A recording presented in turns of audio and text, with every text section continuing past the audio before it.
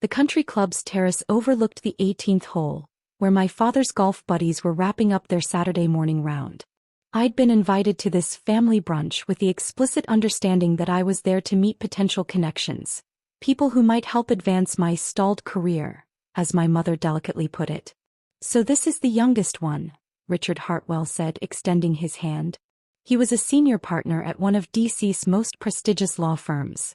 "Your father tells me you work for the government." "That's right," I confirmed, shaking his hand. "Which agency?" his wife Patricia asked, her smile polite but disinterested. "I work in the executive branch," I replied simply. "Executive branch," my father interjected quickly. "Nothing too exciting, I'm afraid. Mostly administrative work from what I understand. Emily has always been more interested in public service than actual career advancement." My older sister Jessica laughed, swirling her mimosa. She could have gone into corporate law like me, but no, she wanted to serve her country. "Very noble, very broke." "There's honor in government service," Patricia offered charitably. "Even if the pay is terrible." "What do you do exactly, Emily?" "Help process permits? Work in records. Some boring government work," Dad explained before I could answer, his tone apologetic to his friends. "You know how it is with these federal positions. Lots of bureaucracy, not much responsibility." She's been there for 8 years now and still no real promotion to speak of. "Probably filing," Jessica added with a smirk. "Or maybe scheduling meetings for people who actually make decisions." I sipped my coffee, saying nothing. Richard leaned back in his chair. 8 years is a long time to be stuck at entry level, Emily. Have you thought about transitioning to the private sector? I'm sure with a government background, you could find something in compliance or regulatory affairs. The pay would certainly be better. "I'm comfortable where I am," I said. My mother sighed heavily. "That's Emily's problem. She's always comfortable. No ambition to climb higher. Her brother David is a lead surgeon at Johns Hopkins.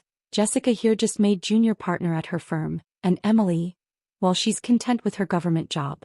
"Which department are you in exactly?" Patricia pressed, clearly trying to find something positive to say about my career. "I work closely with several departments," I replied. "Cross-functional collaboration." "Ah," Richard said knowingly. "Administrative coordination. Someone has to keep the bureaucracy running, I suppose." "Exactly," Dad agreed eagerly. "Emily's always been good at organization and detail work. Just not particularly ambitious about advancement." Jessica leaned toward Patricia conspiratorially. She could have clerked for a Supreme Court justice with her credentials. Yale Law, top of her class, law review. Instead, she took some entry-level government position and has been there ever since. We've tried to convince her to do something more with her life, but... She shrugged helplessly. "I'm doing exactly what I want to do," I said calmly. "But for how long?" Mom asked, her voice tinged with frustration. "You're 36, Emily. When are you going to start building real wealth? Real influence? You can't live on a GS-12 salary forever." "GS-12? Richard raised his eyebrows. "After 8 years? Emily, I don't mean to be harsh, but that's concerning. Most people are GS-14 or 15 by that point if they have any real trajectory." "Government careers move slowly," Patricia said kindly. "I'm sure Emily has good job security at least." "Job security without advancement is just another word for stagnation," my father declared. "That's what I keep telling her. Security doesn't build dynasties. Take Richard here, senior partner by 40. That's ambition. That's drive." Richard nodded modestly. "The private sector rewards merit. Government work, well, it's very egalitarian. Everyone moves at the same pace regardless of talent." "Exactly," Jessica exclaimed. "Emily has all this talent, all this education, and she's wasting it pushing papers in some windowless office in DC. It's tragic." "I have a window," I mentioned. "Oh, a window," Mom repeated sarcastically. "Well, that certainly makes up for 8 years of career stagnation." The waiter arrived with our food, eggs Benedict, smoked salmon, fresh fruit. The conversation paused briefly. "So what does a typical day look like for you?" Patricia asked, clearly still trying to be polite. "What kind of tasks do you handle?" "I review briefings, attend meetings, coordinate with various stakeholders, advise on policy matters," I said. "Policy matters," Dad scoffed gently. Emily, you're not a policymaker. You support policymakers. There's a difference.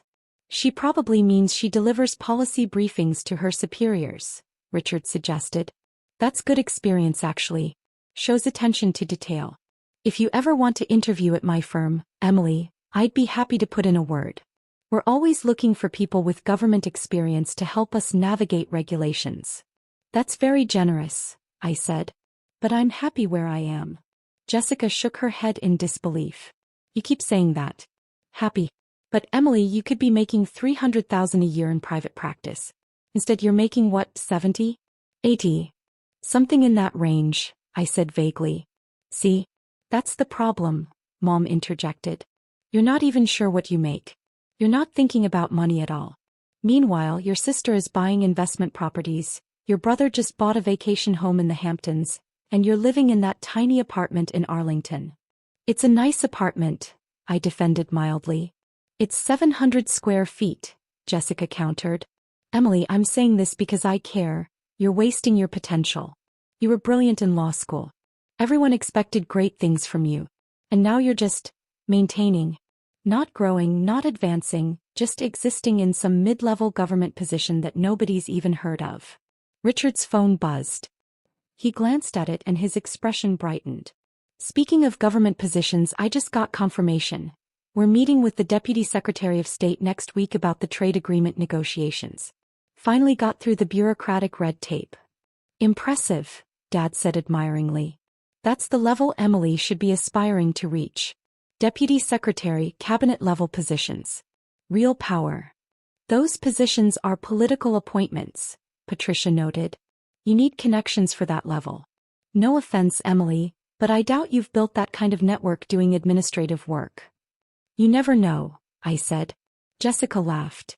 Emily, be realistic. You'd need to know senators, congresspeople, maybe even the president's inner circle to get anywhere near that level. You've spent 8 years filing papers and attending meetings. That doesn't build the kind of relationships that lead to real power. My phone vibrated in my purse. I glanced at it discreetly under the table. Secure line, White House Situation Room. I set the phone face down beside my plate. More government busy work? Dad asked, noticing. Can't even enjoy a Saturday brunch without them calling. It's the nature of government work, Richard said sympathetically. They don't respect boundaries because they know you have nowhere better to go. In private practice, clients respect your time because you're billing $500 an hour. Emily doesn't bill anything, Jessica pointed out. She just does whatever her supervisor tells her to do. That's what happens when you don't have real leverage. My phone buzzed again. Then again. Emily, please, Mom said. Turn that off or step away and deal with it. This is family time. I picked up my phone. 3 messages, all marked urgent. James Morrison, Chief of Staff. Emily, we have a situation. Ukraine intelligence intercept. Need your assessment immediately. General Patricia Collins, Joint Chiefs Advisor, we have confirmation of troop movements near the border. NSC meeting convening in 30 minutes. Your presence required. Director Sarah Zhang. Say, Emily, this can't wait. We need you in the Situation Room now. I'm sorry, I said, standing. I need to take this. On a Saturday? Patricia asked, surprised. Government emergencies don't follow business hours, I explained, already moving away from the table. I walked to the far end of the terrace, away from other diners, and dialed the secure line. This is Emily Carter, I said quietly. James Morrison's voice was tense. Emily, thank God. We've intercepted communications suggesting coordinated military movements in 3 separate regions. The president wants your analysis before we brief congressional leadership. How fast can you get to the White House? I'm in Great Falls, I said, checking my watch. 40 minutes with security clearance. We'll have a car to you in 5 minutes. Send your location. James, give me the basics now so I can start processing. Encrypted channels show unusual coordination between state actors in Eastern Europe and the Middle East. Patterns match the scenario you briefed us on 3 months ago, the one about coordinated pressure testing of NATO response times. I closed my eyes, running through the intelligence assessments I'd been monitoring. Have we confirmed satellite imagery? Being analyzed now. NGA is sending preliminary assessment to your secure device. Emily, if you're right about this coordination, it means we're looking at a deliberate test of alliance response capabilities, I finished. Not an immediate threat but a rehearsal. Give me 10 minutes to review the intercepts before the meeting. You've got it. Car is 2 minutes out. And Emily, the president specifically asked for you. Not the NSC, not state. You. I hung up and returned to the table, where my family and their friends were deep in conversation about someone's yacht purchase. All handled? Dad asked dismissively. Not quite, I said, gathering my purse. I need to leave. Leave. Mom looked offended. Emily, we're in the middle of brunch. Can't you just tell them you're busy? Unfortunately not, I replied. Jessica rolled her eyes. This is exactly what we're talking about. You have no leverage, no ability to set boundaries. They snap their fingers and you jump. That's not respect, Emily. That's exploitation. What could possibly be so urgent on a Saturday? Patricia asked. I really can't discuss it, I said. I apologize for cutting this short. Richard shook his head. Emily, take some advice from someone who's been in DC for 30 years. If you don't set boundaries, people will walk all over you. Tell them you're off duty. Make them respect your time. I appreciate the advice, I said politely. At least tell us who's calling you, Dad pressed. Your supervisor? Department head. Give us some context for why you're abandoning your family. Before I could answer, a black SUV with government plates pulled up to the country club's entrance. 2 Secret Service agents stepped out. Jessica noticed them. Who are they here for? One of the agents was walking purposefully toward the terrace, his earpiece visible, his eyes scanning until they landed on me. Miss Carter, he said, approaching our table. We're ready when you are, ma'am. The entire table went silent. Thank you, Agent Morrison, I said, standing. One moment. I turned to my family. I really do need to go. Enjoy the rest of your brunch. Wait, Richard said, his attorney instinct suddenly sharp. Secret Service? Why would they be picking you up for administrative government work? Emily, Mom's voice was uncertain now. What exactly is your position? I work in the executive branch, I repeated calmly. I really do need to go. There's a situation that requires my attention. Agent Morrison spoke into his wrist mic. Eagle's Nest, we have advisor. EA to White House, 35 minutes. Advisor. Jessica's voice was barely a whisper. I smiled apologetically at Patricia and Richard. It was lovely meeting you both. I'm sorry to cut this short. As I walked toward the SUV, I heard my father's stunned voice behind me. Did he say, advisor? And White House? I climbed into the SUV and Agent Morrison closed the door behind me. Inside, a secure tablet was already waiting with encrypted briefing materials. I immediately began reading the intelligence assessments as we pulled away from the country club. The Ukraine situation was developing exactly as I'd predicted in my classified memo 3 months ago.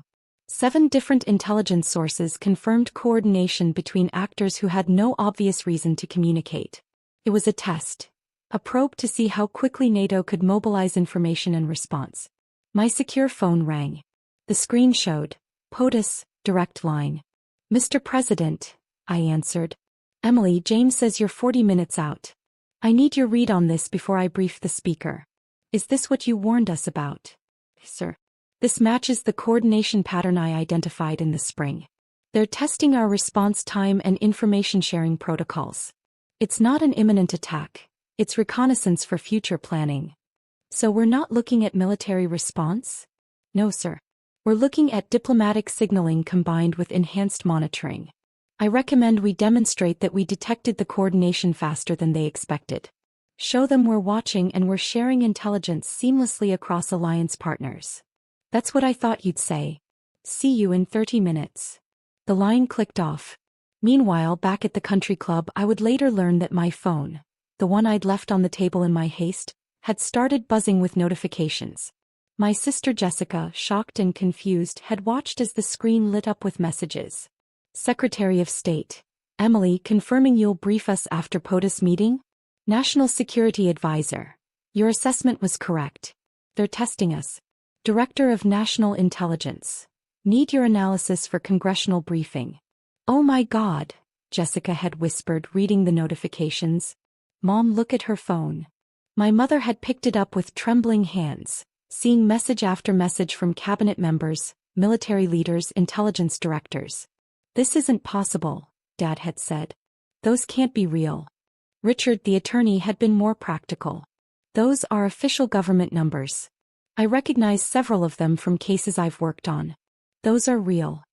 The phone had rung then, the caller ID showing Chief Justice Martinez. No one had answered it. Patricia had been scrolling on her own phone, her face growing paler. There's an Emily Carter listed on the White House website. Deputy National Security Advisor.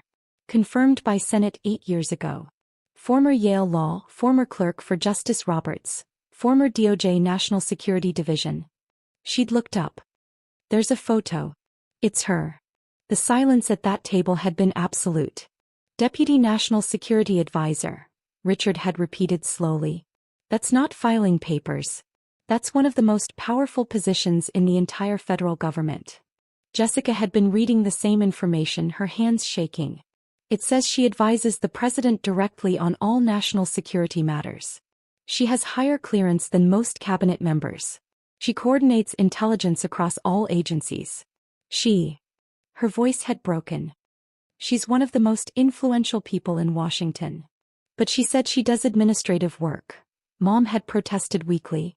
She administers national security policy for the entire United States, Patricia had corrected, still reading.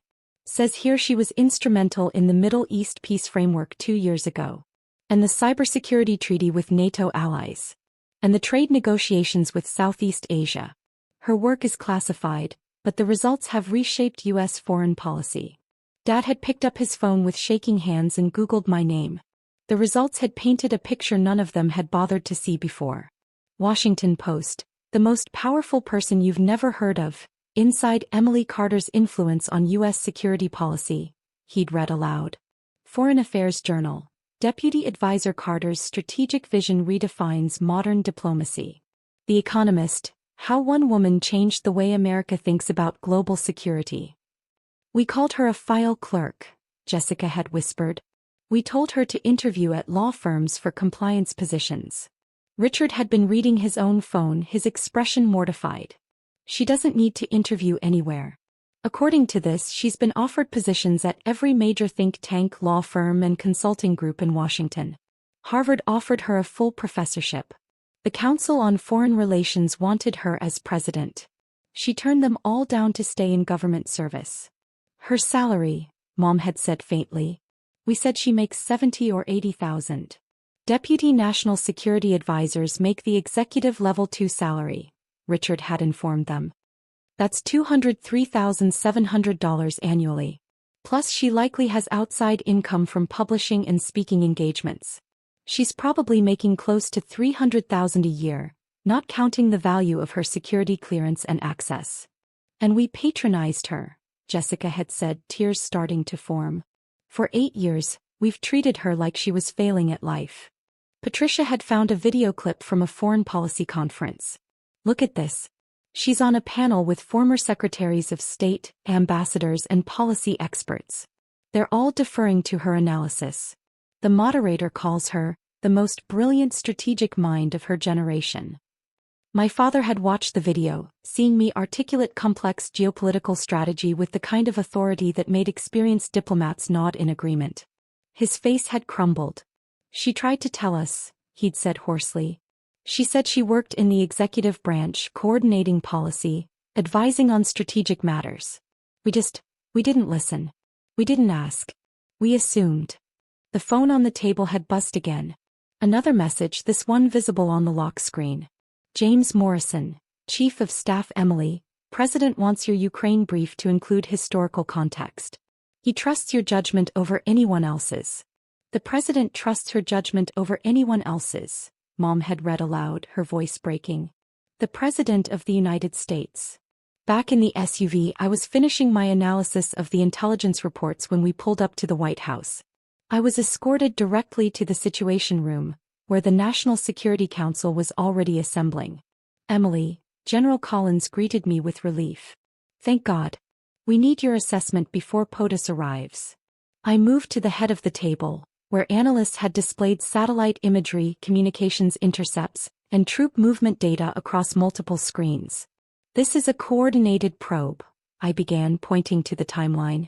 7 actors, 4 time zones, synchronized within a 90-minute window. They're not preparing an attack. They're measuring our detection and response capabilities. How do we respond? The Secretary of Defense asked. We don't, not militarily. We respond by demonstrating that we detected the coordination within 3 hours of initiation. We brief our NATO partners simultaneously, showing seamless intelligence sharing. We make it clear that whatever they learned about their own capabilities, we learned more about their coordination methods. Director Zhang nodded. Essentially, we turned their reconnaissance against them. Exactly.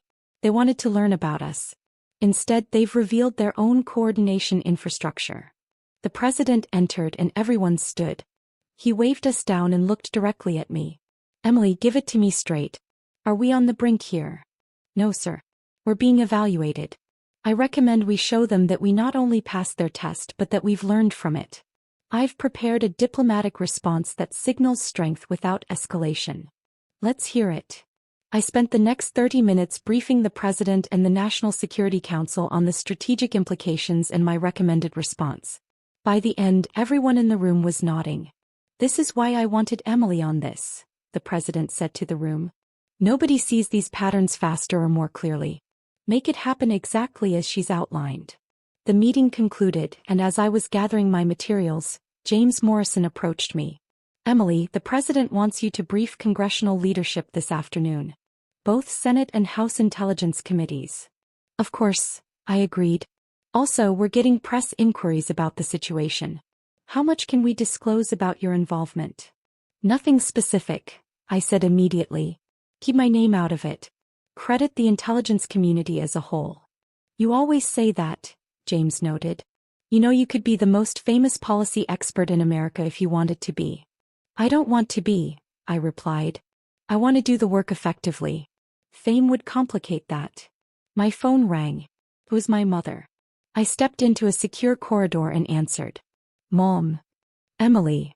Her voice was thick with tears. Why didn't you tell us? Tell you what? That you're one of the most important people in the government. That you advise the president. That you're not filing papers, you're making policy that affects the entire world. You never asked what I actually do, I said gently. You asked where I work and I told you. You asked about my day and I gave you accurate information. You just interpreted it through your own assumptions. We were so cruel to you. So dismissive. We thought you were wasting your potential. You thought I was wasting the potential you envisioned for me, I corrected. Corporate law, private wealth, visible success. But that was never my goal. I wanted to serve my country at the highest level possible. I'm doing exactly that. Jessica is devastated. She told you to interview for compliance positions. She compared you to her own junior associates. Jessica measures success by partnership tracks and corner offices. I measure it by impact. We have different values. Your father. Emily, he told his friends you were doing boring administrative work. He apologized for your career. He apologized for a career he didn't understand and didn't bother to learn about. That tells me about his values, not mine. There was a long pause. Can you forgive us? There's nothing to forgive, Mom. You revealed what you truly value: status, wealth, recognition. I value service, impact, and effectiveness. We're just different people. But we're family. Yes, I agreed. And I'll still come to family events. I'll still answer when you call. But I won't pretend that the last 8 years of dismissal didn't show me exactly how conditional your respect is. Emily, please. I have to go, Mom. I'm briefing congressional leadership in 2 hours and I need to prepare. I'll call you next week. I hung up and returned to my office, a large window-lined space with a view of the Washington Monument. My assistant was waiting with additional briefing materials.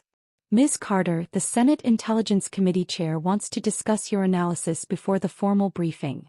Set it up for 1 hour from now, I instructed. As I reviewed the materials, my phone buzzed with a text from Jessica. Emily, I'm so sorry. I had no idea. Can we talk? I typed back. I'm glad you know now. But knowing my position doesn't change who I am. I'm the same person I was this morning. The only thing that's changed is your perception. Her response came immediately. That's not fair. We would have treated you differently if we'd known. I replied, exactly. And that's the problem. I set my phone aside and focused on preparing for the congressional briefing. This was what mattered, ensuring that our nation's leadership understood the strategic implications of the morning's intelligence and could make informed decisions about our response. My family's belated recognition of my position was irrelevant to the work. Later that evening, after briefing both intelligence committees and coordinating with our NATO partners, I returned to my tiny apartment in Arlington. It was indeed 700 square feet. It was also 2 blocks from the Pentagon, had state-of-the-art security, and was exactly what I needed. I made myself dinner, pasta with vegetables, and settled in to read the latest intelligence assessments from East Asia. My phone buzzed. A text from my brother David, the Johns Hopkins surgeon. Emily, I just heard from Mom. I had no idea about your position. I'm in awe. Can we talk soon? I smiled slightly and typed back. I've been in this position for 8 years, David. I'm the same person I was yesterday. The only difference is that now you know what I actually do. His response, I feel terrible. We all do. Don't I wrote. You showed me who you are when you thought I had no power. That was valuable information. Now you're showing me who you are when you know I do.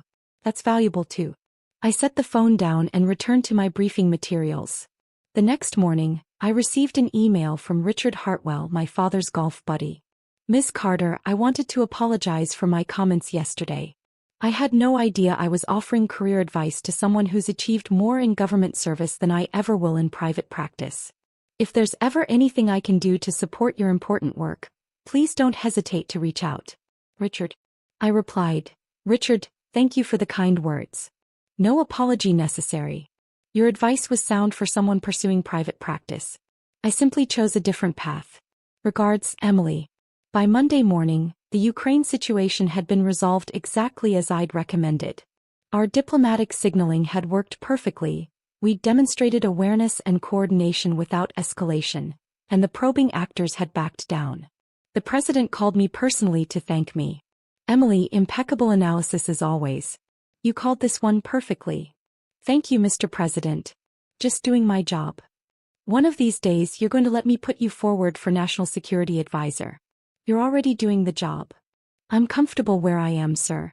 Being one step removed from the spotlight lets me work more effectively. He laughed. That's what you always say. All right, keep doing what you're doing. The country's safer because of you. That afternoon my mother called again. Emily, I wanted to let you know that we're having a family dinner next month. Your father and I would very much like you to attend. We want to do better. To really listen to you. I'll be there if I can, Mom, I said. But my schedule is unpredictable. If there's a crisis, I'll need to cancel. Of course. We understand. You have such important responsibilities. I had the same responsibilities last month when you were upset that I canceled for work, I pointed out gently. The only thing that's changed is your awareness of them. Silence. That's fair, she finally said. Emily, how do we fix this? You don't fix it, Mom. You just acknowledge it. You respected me when you thought I had power. You dismissed me when you thought I didn't. That's who you are. I can accept that and still maintain a relationship with you, but I won't pretend it didn't happen. That's so harsh. It's honest, I corrected. And I've learned that honest relationships, even uncomfortable ones, are better than relationships built on false pretenses. After we hung up, I sat at my desk and looked out at the Washington Monument, thinking about perception and value. My family had spent 8 years believing I was a low-level bureaucrat because I didn't perform success in ways they recognized. They measured impact by salary figures, job titles, and visible prestige. I measured impact by prevented conflicts, successful negotiations, and strategic frameworks that kept people safe. Neither measurement was wrong, they were just different. But their treatment of me when they thought I had no power had revealed something important. Their respect was transactional, conditional on status rather than character. Now they knew my status and they were desperate to repair the relationship. But I didn't need their respect anymore. I'd never needed it. I had the president's trust, the confidence of the Joint Chiefs, the respect of intelligence directors and foreign diplomats. I had prevented wars, brokered peace, and shaped policy that affected millions of lives. My family's opinion of my success had never been relevant to my actual success. And recognizing that was its own kind of liberation. I turned back to my computer where a new intelligence brief was waiting for my analysis. There was work to do. Important work that would never make headlines, that my family would never fully understand, but that mattered more than their belated approval ever could. I was Emily Carter, Deputy National Security Advisor to the President of the United States. And I had been all along. Whether my family knew it or not.